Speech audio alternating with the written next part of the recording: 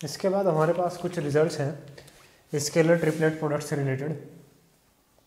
पहला रिजल्ट ये कहता है कि अगर कोई भी तीन vector A vector B vector C vector, तो प्रूव हमें ये करना है कि A vector dot B vector cross C vector equal होता है vector cross B vector dot C vector.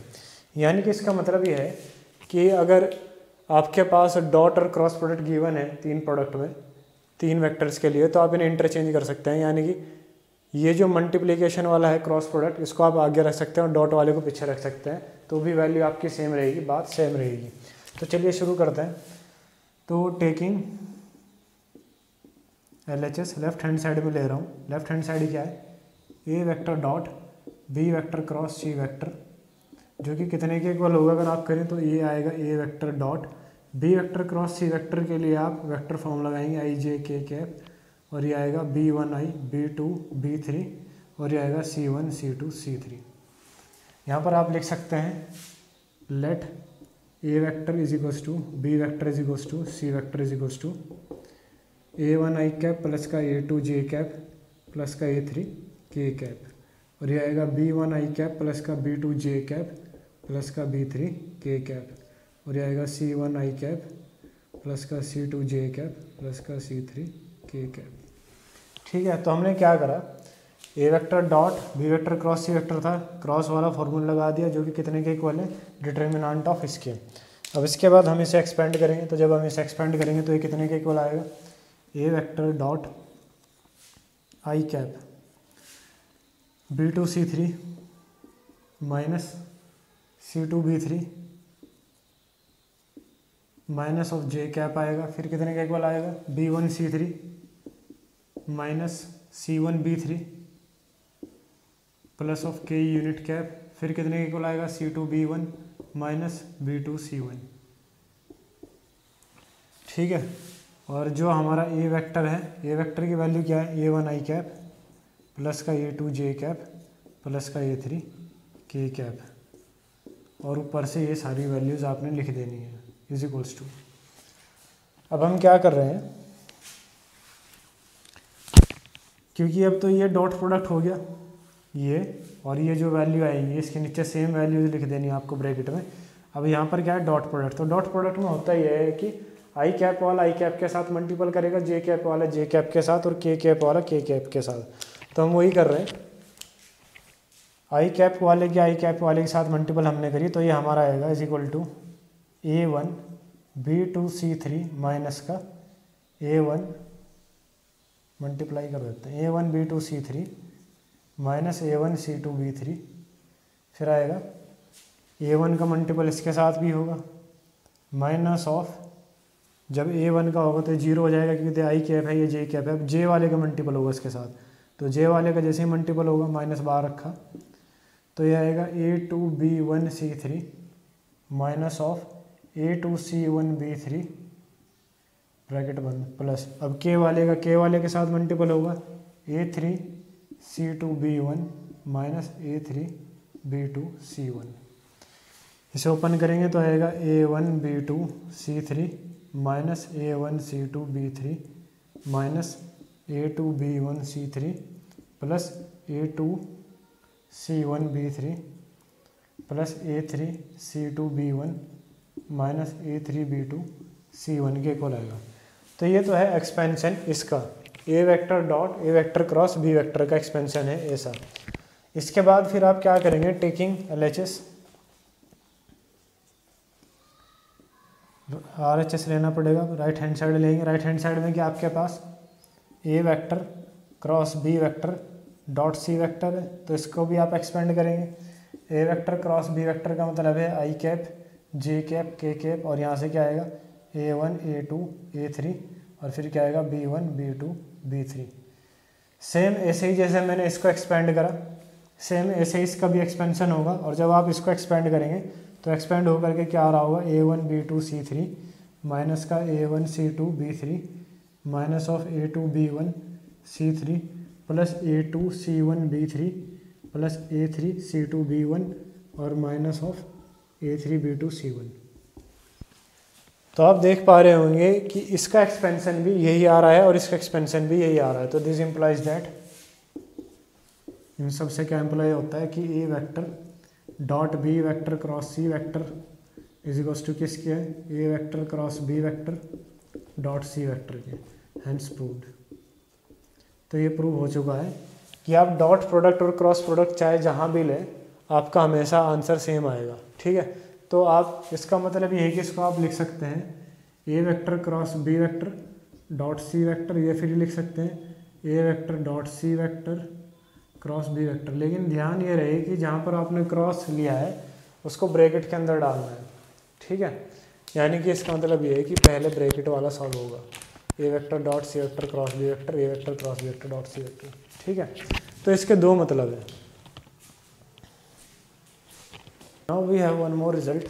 Result ये कह रहा है जो स्केलर ट्रिपलर प्रोडक्ट होगा वो अनचेंज रहेगा जब तक कि साइक्लिक ऑर्डर क्या रहे, अनचेंज रहे। इसका मतलब ये है, मान लीजिए हमें इस तरीके से गिवन है scalar triplet product A B C करके, तो इसका मतलब ये है कि ये साइक्लिक में है। कौन कौन साइक्लिक में है, पहले ए आएगा, फिर उसके बाद बी आएगा, फिर सी आएगा, फिर ए आएगा, बी आएगा, सी आएगा, यानी कि सी और ए के बीच में बी है।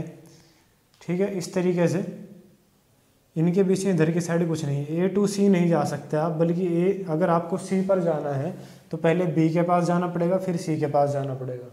ठीक है, तो ये प्रोसेस है। अगर आपको सी से बी पर जाना है तो ऐसे नहीं जा सकते रिवर्स में, इस तरीके से जा सकते हैं। तो यह है साइक्लिक ऑर्डर।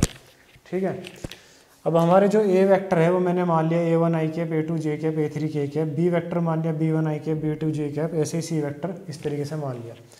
अब मैं ये बता चुका हूँ कि इसका जो एक्सपेंशन होता है जब आप करेंगे तो इस तरीके से आएगा, A B C scalar triplet product का जो एक्सपेंशन होगा वो आएगा A one A two A three B one B two B three. अब देखिए मैं एक चीज़ में कर रहा हूँ, मैं कर रहा हूँ row one interchange with row two. Determinant है मेरा ये, मैंने रो वन रो टू के साथ इंटरचेंज करी। मेरी रो वन ये है, रो टू ये है, B one B two B three, A one A two A three, C one C two C three.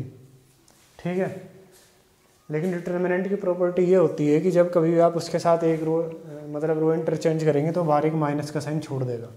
ठीक है, तो ये कितने के इक्वल आएगा, माइनस के इक्वल आएगा। अब अगर आपसे इसको लिखने के लिए कहा जाए इस फॉर्म में तो आप कैसे लिखेंगे इसको, ये वाला जो फॉर्म इससे इस वाले फॉर्म में लिखने के लिए कहा जाए तो आप लिखेंगे माइनस बाहर रहेगा, जो पहले है वो पहले आएगा बी, फिर उसके बाद आएगा ए और फिर क्या आएगा सी।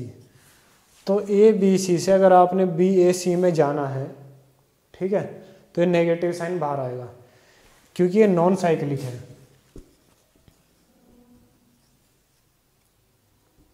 नॉन साइक्लिक का मतलब ये है बी के बाद आना था सी।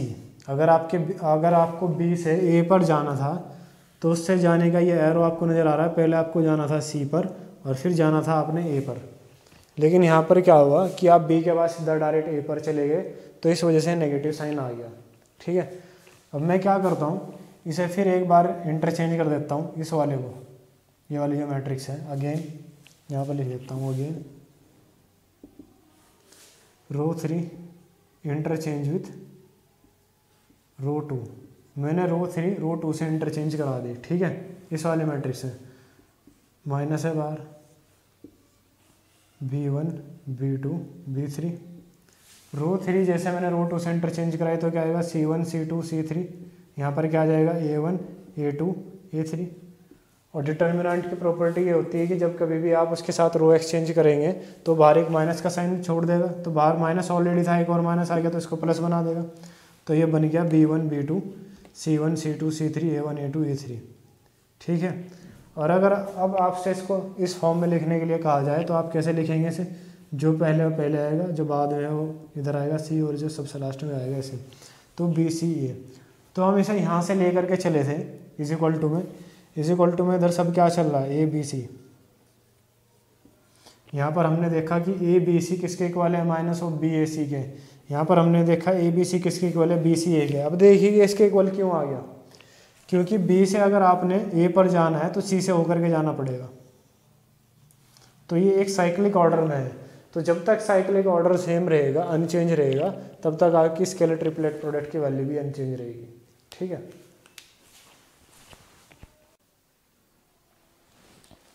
सो now we have these results. अब हमारे पास कुछ इस तरीके से रिजल्ट है, रिजल्ट बोल दीजिए या फिर एग्जाम में आपसे प्रूफ करने के लिए पूछेगा स्टेटमेंट्स हैं प्रूफ करने के लिए, ये रिजल्ट है या प्रॉपर्टीज़ हैं। पहली प्रॉपर्टी या रिजल्ट ये कहता है कि show that scalar triple product is zero. Show कर दीजिए स्केलर ट्रिपल प्रोडक्ट क्या होगा, जीरो होगा व्हेन 2 और 3 वेक्टर्स आर इक्वल। या तो ये बोल लेगा कि व्हेन 2 या 3 वेक्टर क्या इक्वल है, या फिर ये बोल लेगा when 2 of the 3 vectors are equal, जब 3 वेक्टर में से सिर्फ 2 वेक्टर क्या हो, इक्वल हो। तो इसे सॉल्व करने का जो तरीका ये है वो ये है कि हमने 3 वेक्टर मान लेने हैं, let A vector B vector C vector are the 3 vectors according to question. ये मैंने क्यों लिखा है according to question, A vector equals to B vector हम मान के चल रहे हैं, क्योंकि वो कह रहा है कि 2 वेक्टर इक्वल हैं, तो हमने 2 वेक्टर इक्वल मान लिए।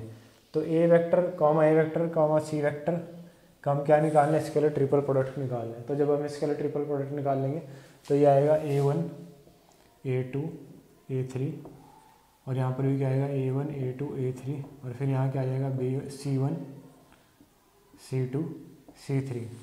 अब ये मैं बता चुका हूँ कि ए वेक्टर जो है वो कुछ इस तरीके से A1 आई कैप प्लस का A2 जे कैप प्लस का A3 के कैप, और सी वेक्टर जो है वो कुछ इस तरीके से C1 आई कैप प्लस का C2 जे कैप प्लस का C3 के कैप।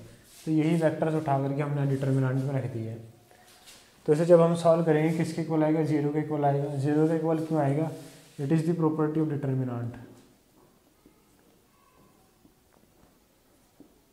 प्रॉपर्टी है डिटर्मिनेंट की, वो क्या प्रॉपर्टी है कि अगर उसके कोई भी 2 रोज या कॉलम्स इक्वल होंगे तो जो डिटर्मिनेंट सॉल्व करके आएगा वो किसके इक्वल आएगा, जीरो के इक्वल आएगा। ठीक है, it's 2 rows are same, this implies determinant equals to zero. ठीक है,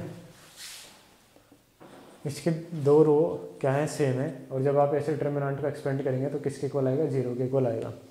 उसके बाद हम एक दूसरा रिजल्ट देख लेते हैं। दूसरा रिजल्ट ये कह रहा है कि scalar triple product is zero. Scalar triple product zero होगा वैन एंगल बिटवीन 2 वेक्टर्स, जब 2 वेक्टर के बीच का एंगल या तो 0 डिग्री दे के रखेगा, when angle between 2 vector 0 degree, या फिर बोल देगा 180 डिग्री, इनमें से कुछ ही बोल सकता है, 0 डिग्री 180 डिग्री, और वैन दे आर पैरेलल या फिर एंटी पैरेलल, ऐसे बोल सकता है। तो जब भी आपसे ये पूछा जाएगा कि स्केलर ट्रिपल प्रोडक्ट जीरो है, जब 2 वेक्टर का एंगल 0 डिग्री है, 0 डिग्री होने पर पूछा जाए, 180 डिग्री होने पर पूछा जाए, पैरेलल या एंटी पैरेलल होने पर पूछा जाए, तो इसमें क्या करना है, आपने 3 वेक्टर ले लेने हैं, let A vector comma B vector comma C vector are the 3 vectors. ये हमारे पास क्या है, 3 वेक्टर हैं, और हमने मान लिया ए वेक्टर और बी वेक्टर के बीच का एंगल क्या है, 0 डिग्री है। ठीक है, और अगर उसने 180 डिग्री कह दिया फिर आप ये मान लो 180 डिग्री है।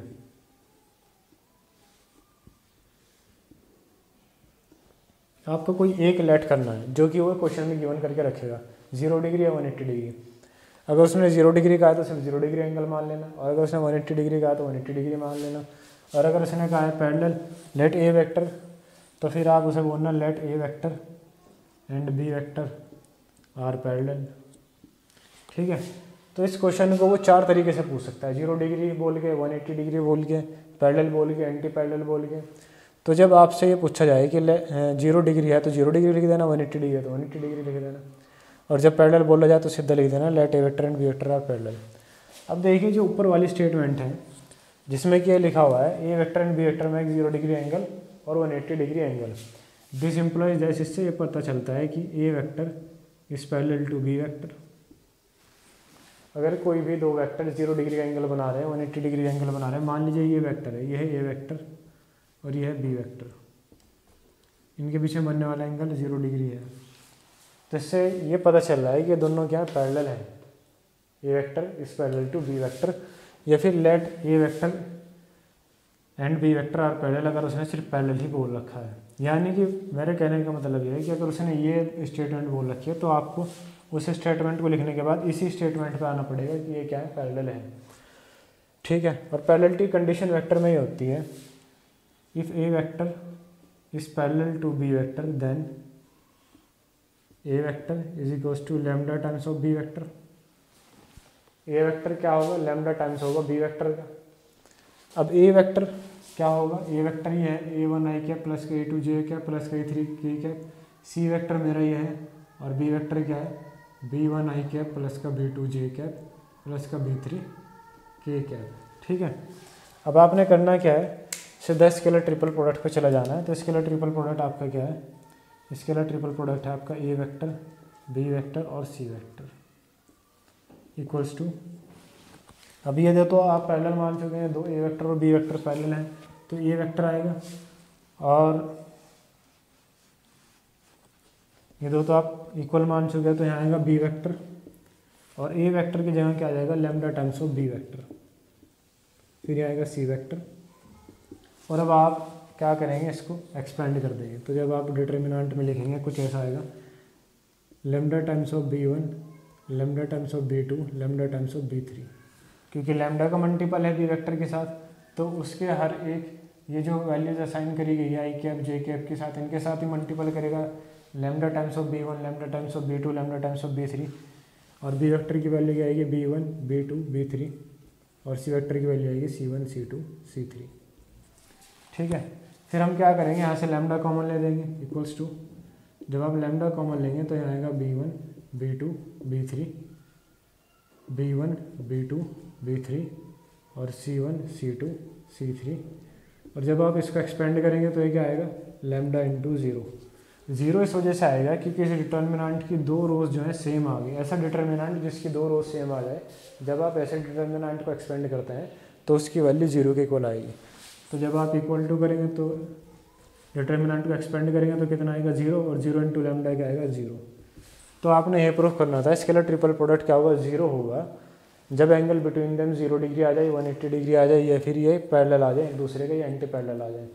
तो 0 डिग्री 180 डिग्री लिख देना है पहले, अगर आपको वो गिवन है क्वेश्चन में, फिर बता देना है कि ये पैरेलल होंगे, और पैरेलल होंगे तो ए वेक्टर दूसरे वेक्टर के लैम्डा टाइम्स ऑफ मल्टीपल होगा, फिर आपने उसको एक्सपेंड कर देना है। ठीक है, और अगर आपसे डायरेक्ट ये पूछेगा scalar triple product is zero when they are parallel, तब आपने यहाँ से शुरू करना है, let A vector and B vector are parallel if A vector is parallel to B vector, इस तरीके से।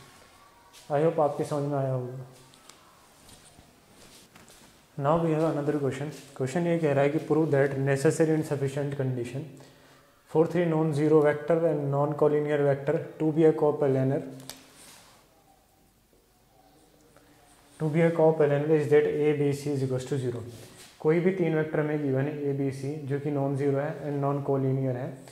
नॉन जीरो का मतलब यानी कि ए वेक्टर हमारे पास गिवन जो है वो ये है कि A vector comma B vector comma C vector does not equal to है जीरो के, इसके साथ ही A vector comma B vector comma C vector are non collinear. Non collinear का मतलब ये है कि एक दूसरे के पैरेलल नहीं है, या फिर एक दूसरे के ऊपर ओवरलैप भी नहीं है, क्योंकि पैरेललिटी में ये भी कंडीशन आएगी। तो इस तरीके के हमारे पास तीन वेक्टर हैं, तो ये जो ये तीन वेक्टर है ये क्या होंगे, कोप्लानर हो जाएंगे, यानी कि एक ही प्लेन में लाई करेंगे अगर ये कंडीशन सेटिस्फाइड हो जाए। ये कंडीशन मतलब स्केलर ट्रिपल प्रोडक्ट किसके इक्वल आ जाए, जीरो के इक्वल आ जाए। तो देखिए कुछ इस तरीके से है, अगर मैं इसको बनाऊंगा, ये मेरी एक्स एक्सिस है, ये मेरी वाई एक्सिस है, ये मेरी जेड एक्सिस है। तो ये है एक प्लेन,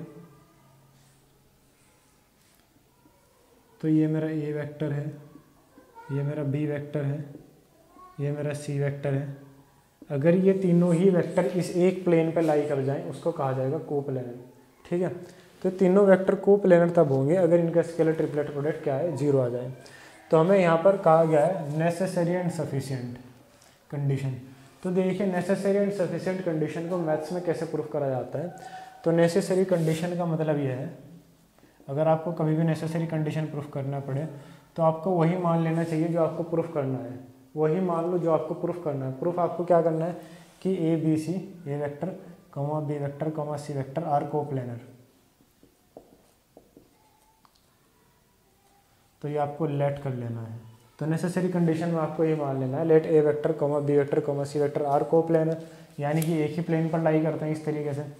देन तब क्या होगा, A vector cross B vector अगर मैं निकाल लूँ इस परपेंडिकुलर टू द प्लेन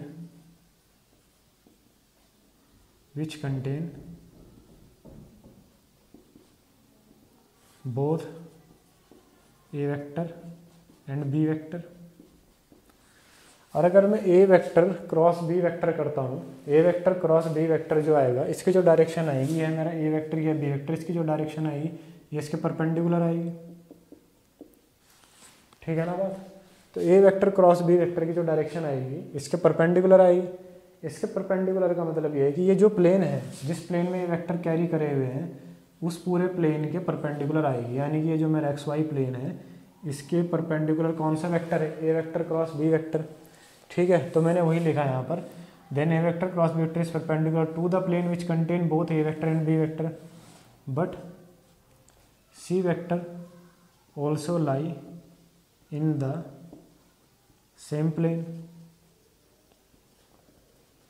लेकिन जो आपका सी वेक्टर है ये भी तो सेम प्लेन में लाई कर रहा है, ये जो आपका सी वेक्टर है ये भी तो इसी प्लेन में है, ठीक है। तो इसका क्या निष्कर्ष निकला, this implies that A vector cross B vector is perpendicular to C vector. तो ये इसके भी परपेंडिकुलर हो जाएगा। A vector cross B vector A और बी के तो परपेंडिकुलर है ही, क्योंकि उसकी डायरेक्शन उसके परपेंडिकुलर ही आती है। लेकिन जिस प्लेन में ये दोनों वेक्टर है उसी में सी वेक्टर भी है, तो ये वाला जो वेक्टर है इसके भी परपेंडिकुलर आ जाएगा। अब ज़रा देखिए, अगर मैं इसको, ये आएगा A vector cross B vector. Now अगर मैं इसका डॉट प्रोडक्ट निकालता हूँ, A vector cross B vector dot C vector का, अगर मैं क्या निकालता हूँ, डॉट प्रोडक्ट निकालता हूँ, ये हम अपनी तरफ से कर रहे हैं। इस वेक्टर को अगर मैं एल मान लूँ, L vector dot C vector, ये पूरा जो वेक्टर है हमारा क्रॉस वाला, इसको अगर मैं एल मान लेता हूँ, यहाँ पर आप लिख भी दीजिए let L vector is equals to A vector cross B vector.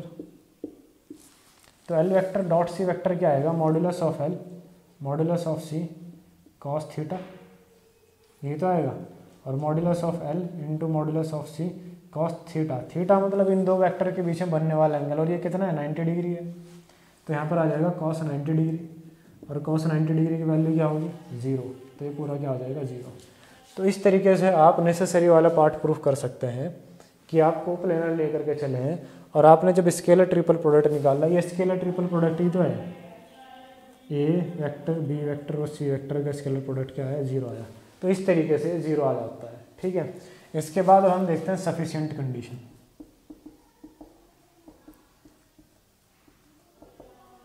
Sufficient condition में हम उतनी ही वैल्यू लेकर के चलते हैं जितनी की हमें पता होती है। नेसेसरी में तो हम वही मान लेते हैं जो हमने प्रूफ करना है। तो हमने प्रूफ क्या करना था, कोप्लेनर, तो हमने कोप्लेनर ही मान के चलो और हमारा ये आंसर आ गया। अब हमने सफिशिएंट कंडीशन में वो मान के चलना है जो हमें गिवन है। गिवन हमें ये है कि ए बी और सी इक्वल है 0 के।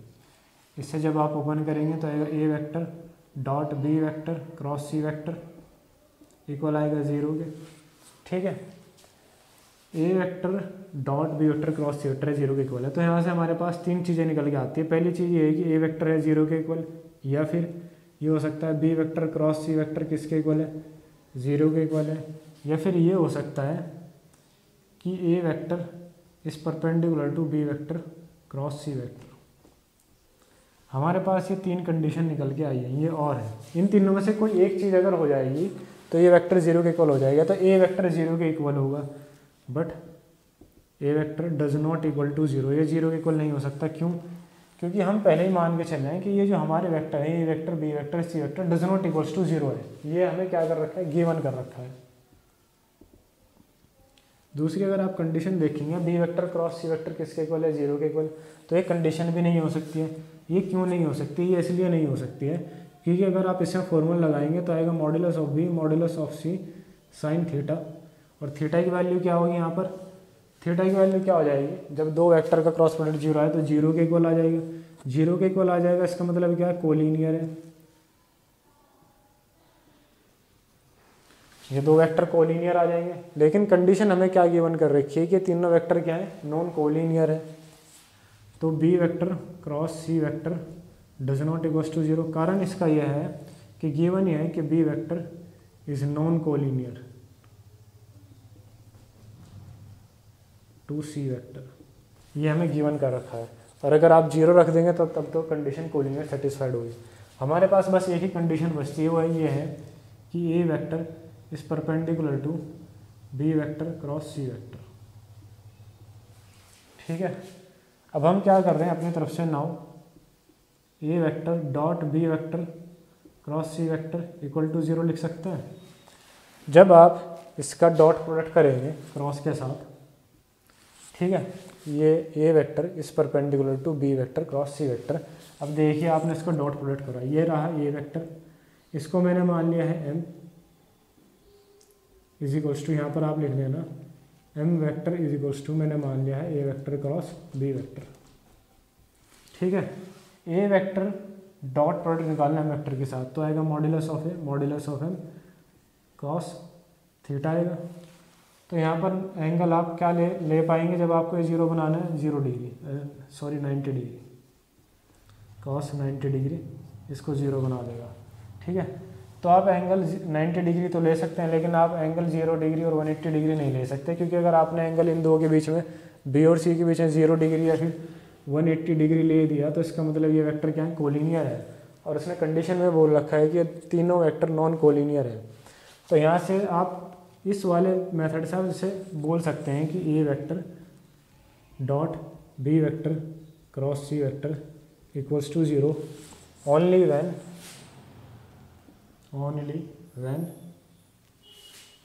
ए vector is perpendicular to B vector cross C vector, जब ए वेक्टर परपेंडिकुलर हो जाए B vector cross C vector के।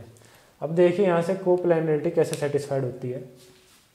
देखिए यहाँ से ये कंडीशन कोप्लेनरिटी को कैसे सेटिस्फाइड कराता है। सबसे पहले तो मैंने मान लिया मेरा बी वेक्टर इस प्लेन में है, एक्स वाई प्लेन है ये मेरा बी वेक्टर, और इसी प्लेन में मेरा कौन सा वेक्टर है, सी वेक्टर, ठीक है यहाँ तक। उसके बाद B vector cross C vector जब आएगा वो क्या आएगा, B vector cross C vector इन दोनों के परपेंडिकुलर आएगा, क्योंकि इसकी डायरेक्शन ही इन दोनों के परपेंडिकुलर होती है। अब अगर ये इन दोनों के परपेंडिकुलर है, जो एक प्लेन में लाई करते हैं, तो पूरे प्लेन के परपेंडिकुलर होगा, यानी कि B vector cross C vector is perpendicular to the plane which contain both A vector and B vector and C vector, ठीक है। अब उसके बाद फिर हमने ये कंडीशंस लगाई और हमने ये माना, हमारा जो सॉल्यूशन आया वो सॉल्व करके ये आया कि ना तो ये कंडीशन सेटिस्फाइड करेगी ना ये करेगी, बट ये वाली कंडीशन सेटिस्फाइड कर जाएगी कि ए वेक्टर परपेंडिकुलर है B vector cross C vector के। तो ए वेक्टर क्या परपेंडिकुलर आ रहा है B vector cross C vector के, तो ए वेक्टर कहाँ होगा, यहाँ कहीं होगा, ठीक है, तभी तो इसके परपेंडिकुलर आ पाएगा। तो ए वेक्टर कहाँ होगा, यहाँ कहीं होगा, तभी तो इसके परपेंडिकुलर आ पाएगा। So this implies that but A vector is also perpendicular to B vector cross C vector, लेकिन ए वेक्टर भी किसके परपेंडिकुलर है, B vector cross C vector के। तो यहाँ से क्या एम्प्लॉय हुआ, A vector comma B vector comma C vector, तीनों वेक्टर किसके परपेंडिकुलर है, B vector cross C vector के। This implies that A vector comma B vector comma C vector all lies in the same plane.